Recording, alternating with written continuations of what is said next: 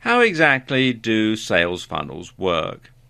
Now, this is something that causes a lot of confusion. So let me just give you an overview in this video. Now, the principle behind a sales funnel is to build trust. Trust in you, trust in your products or services, trust in your ability to deliver on time, and perhaps most importantly, trust in your ability to provide value for money. Now let's just take a look at a typical sales funnel. You're going to start off at the top of the sales funnel with a freebie, a free giveaway to get people to sign up to your mailing list.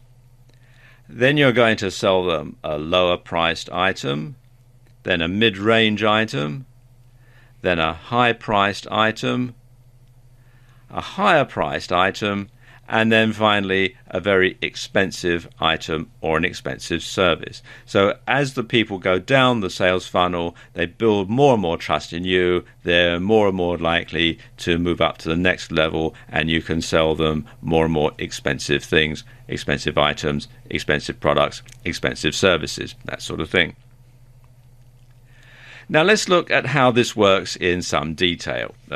For the purposes of this video, I'm going to assume that you're in the internet marketing niche, but it's just for illustration so that I can give you some practical examples. In reality, what I'm going to tell you can and does work in every niche, and it works for goods or services, but it works best with a combination of both. Okay, let's look at the top of the funnel, your freebie. Now, your freebie is usually a free report or an ebook, and you use this as an incentive to get people to sign up for your mailing list. So people come to your website, they sign up, and they get this free ebook or this free report, and that's got them on your list and into your funnel. Now, it must be high quality, and this is something very important when you're first starting out and you want to make sure that everything that you provide is of the highest quality. So it must be high quality, and it should be something that you could command a good price for if it were sold. So it's something that has a high perceived value, something that's worth money, but you're giving it away for free.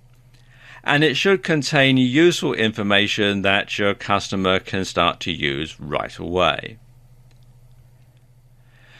Something else that you can also do with your free report is to include a clickable link to your website and giveaway rights to it. And that way, if people share it, then the report can also be a useful traffic generator, because people will see the free report that you've given away, they'll see the link to your website in the back of it, and through curiosity, then they come and visit your site. So once you've got them signed up for the free report and you've got them on your mailing list, the first thing that you're going to offer them is a lower priced product. And it's usually an ebook, principally because you can deliver it digitally. Now, this lower priced product should contain a lot of information, and it should be a reasonable length. 20 pages of A4 or letter size is a good rule of thumb. Now, you want to really over-deliver on this, because the idea is that you use this to showcase how good the rest of your products are. So people buy your lower price product, they're completely blown away by how good the quality is, and so they go ahead and they buy something more expensive from you. So you want to keep the price fairly low, but not so cheap as to make people think that it's not likely to be any good.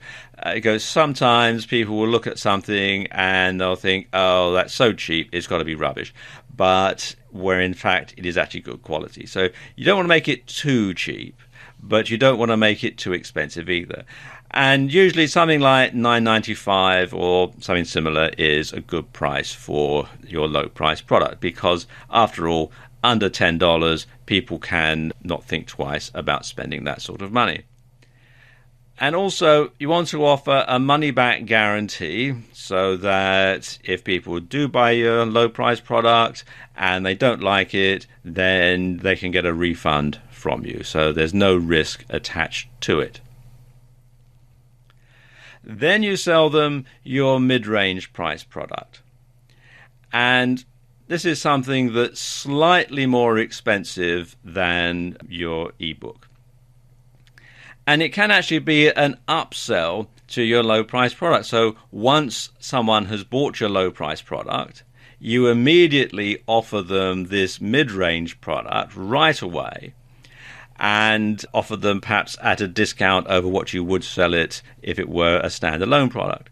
Because you see, once someone has bought something and they're in buying mode, they're much more likely to make an additional purchase. And a video version of your ebook is a popular choice at this level. Now, it should be low production values, just text and graphics with a voiceover. And you can use software like PowerPoint to make the slides and Camtasia to do the recording. And it can actually be the exact same stuff that's in your ebook, but just turned into a video.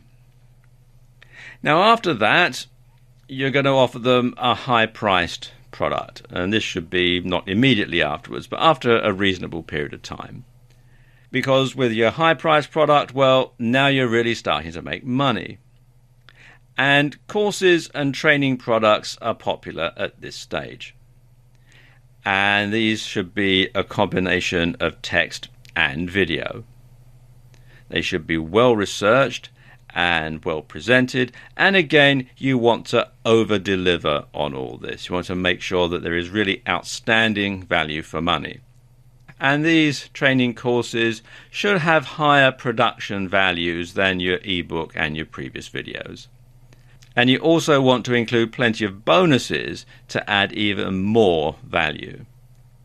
Then the next stage in the sales funnel is the higher priced product. And again, this is a much higher price point than the previous items. And the thing is, you'll find that not so many people will purchase at this stage. But you'll be able to charge considerably more. So make a virtue of this by limiting availability to create scarcity and add more value. Telephone coaching is popular at this level, and this can be a group conference call or it can be individual coaching. And what you can do is you can record the calls and offer the recordings as a downsell. So you can record them in MP3 format and then sell that as another product as a slightly lower price to people who perhaps didn't want to spend the money on your high price product, or the people who perhaps couldn't afford it, but they can still get the benefits from that, but it's just simply not live and they're not actually talking to you, they're just listening to the recording. And then finally, you have your expensive product or service. And this is the end of your sales funnel. So you'll probably only sell one or two of these, but you can charge a premium price. And because this will likely be time intensive, you won't be able to offer this to too many customers anyway. Popular choices at this stage include mentoring, one-on-one coaching, and ongoing consultancy. Now, you have to bear in mind that people will drop out at every stage. It's called a sales funnel. I suppose a sales colander would be perhaps a better description, because a lot of people are going to only sign up for your freebie. A lot of people are going to buy just your lower priced items or your mid-range items. So you may find that you hit a plateau. You may find that nobody is going to buy your more expensive stuff. So you might find that you've got a good market just selling the lower and mid-range price items, which is fine. You know then that you can keep churning out these products, keep churning out these services for that particular market over and over again all day long. So your sales funnel will build, and as it goes along, you can put your prices up and start to make even more and more money. And basically, that's how a sales funnel works.